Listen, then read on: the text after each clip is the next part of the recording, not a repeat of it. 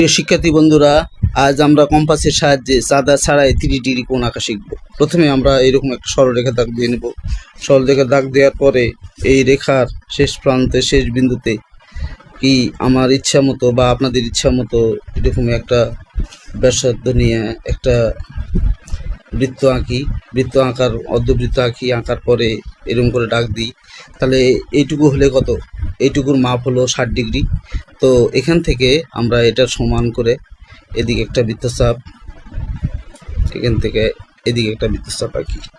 আঁকার পরে প্রথমে আমরা 60 ডিগ্রি কোণ আঁকবো।